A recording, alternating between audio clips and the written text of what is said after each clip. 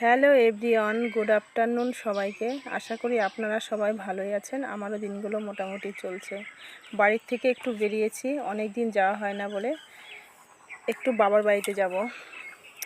গপু এই আমার কোলে বসে আছে।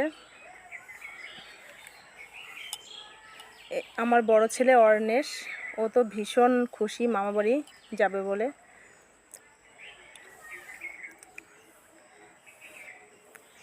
গপু সোনা, তুমি মামা বাড়ি যাচ্ছ? ও তো এখনো বুঝতে পারে না মামা বাড়ির কথা, হয়তো কিছুদিন পরে বুঝতে পারবে।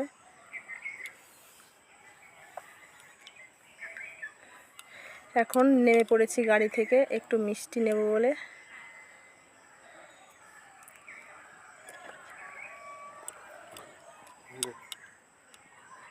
এই তো গপু সোনা ওর মাসির কোলে বসে আছে।